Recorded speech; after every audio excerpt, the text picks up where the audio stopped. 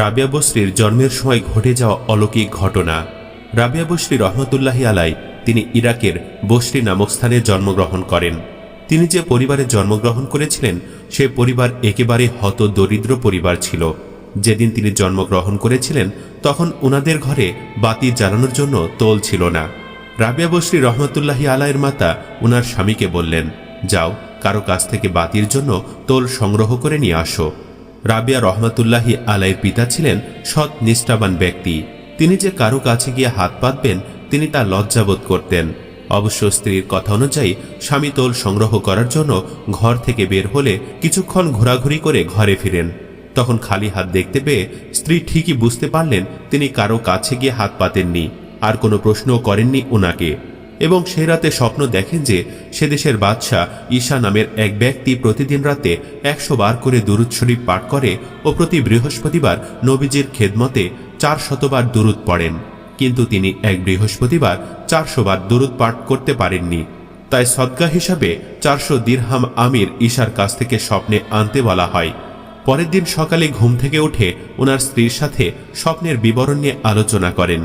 তখন কাগজের মধ্যে স্বপ্নের কথা লিখে স্ত্রী বাদশার কাছে যাওয়ার জন্য স্বামীকে বললেন। স্বামী কথা অনুযায়ী কাগজ নিয়ে বাদশার কাছে গেলেন। তারপর কাগজটি বাদশার হাতে দিলেন।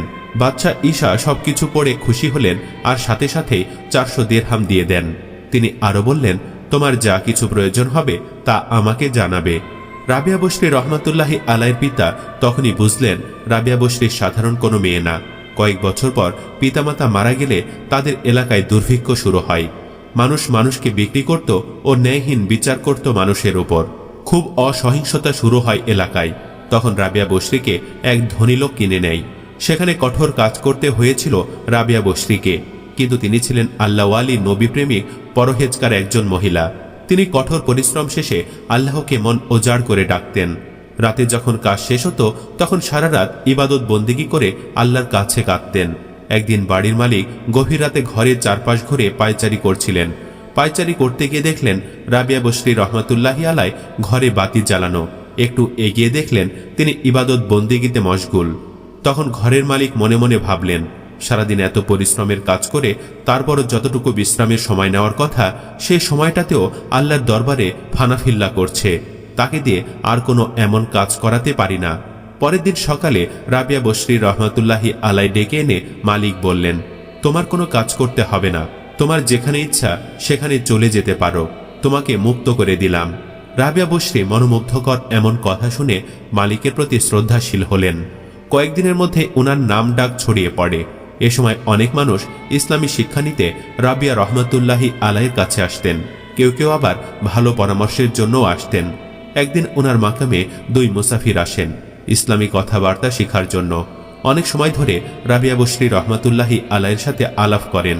সময়টা যখন দুপুর পেরিয়ে যাচ্ছিল, 2 জন মুসাফির একজন আরেকজনকে বলছে, দুপুর পেরিয়ে যাচ্ছে, আমাদের কি কিছু খাবারের ব্যবস্থা করবে না? তারা লজ্জায় কিছু বলতেও পারছেন না। আর রাবিয়া বসরি ঠিকই বুঝতে পারছেন পথিকদের ক্ষুধা লেগেছে, তাই ঘরে থাকা 2টি রুটি তাদের সামনে এনে দিলেন।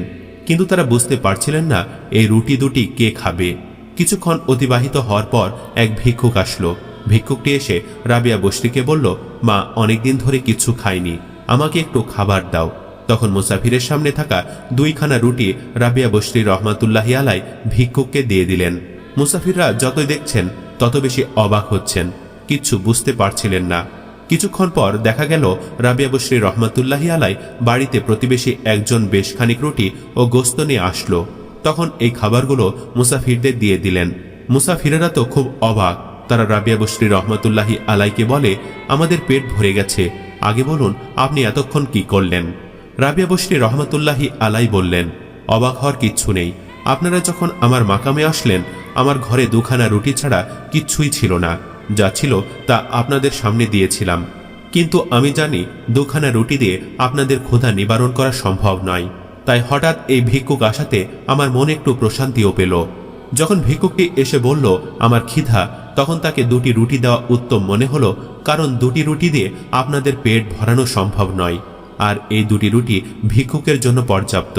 আর প্রতিবেশীর কাছ থেকে খাবার পাওয়ার কারণ হচ্ছে ওই যে ভিক্ষুককে খাবার দান করেছিলাম সেটার বদলতে আল্লাহ রিজিক প্রদান করেছেন।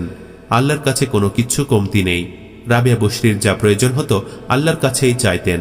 একবার এক মুরিদ এসে প্রশ্ন করেন, আপনি যে আল্লাহর জন্য এত ফানাফিল্লা, আপনি কি কখনো আল্লাহকে দেখেছেন? তিনি তার জবাবে বললেন, আমি যদি আল্লাহকে না দেখতাম তবে আমি আল্লাহর ইবাদত করতাম না। তিনি আরো ভক্তদের বলতেন, তোমরা আল্লাহ পাকের জন্য ইবাদত করো, কোনো স্বার্থের জন্য করো না। আল্লাহর প্রেম নিয়ে খেলা করো, দেখবে আল্লাহ তোমার কলবের ভেতর খেলা করছেন। আল্লাহর প্রতি প্রেম ভালোবাসা ওনার এমন ছিল যে তা অতুলনীয়। তিনি জান্নাত পাবার আশায় নয়, না জাহান্নামের আগুন থেকে বাঁচার জন্য ইবাদত করতেন। তিনি দিনরাত প্রতিটা মুহূর্ত আল্লাহকে পাবার আশায় মশগুল থাকতেন। একবার ফোরাত নদীর তীরে রাবিয়া বশরি রহমাতুল্লাহি আলাই ধ্যানে মগ্ন ছিলেন।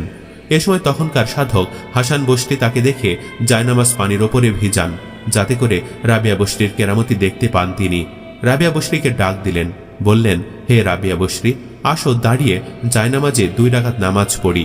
এ সময় রাবিয়া বশরি কিছু সময় চুপ করে থাকেন।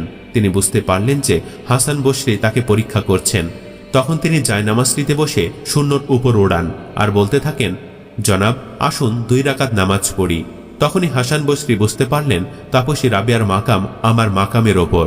তিনি পায়ে হেঁটে হজ করে অন্যতম দৃষ্টান্ত রেখেছেন। আল্লাহর প্রতি এত প্রেম ভালোবাসা যা সত্যি অতুলনীয় ছিল। তিনি কুমারী ছিলেন, বিভিন্ন জায়গা থেকে ভালো ভালো সম্বন্ধ আসছিল। আল্লাহর প্রতি প্রেম ভালোবাসা কম হবে বলে বিয়ে করেননি। তিনি তো মহান, তিনি আল্লাহর ওলি, তিনি আল্লাহর প্রেমিক, তিনি আল্লাহর সাচ্চা বান্দি। আল্লাহ যেন আমাদেরকে এরকম আল্লাহর গোলামি করা তৌফিক নসিব করেন। আমিন।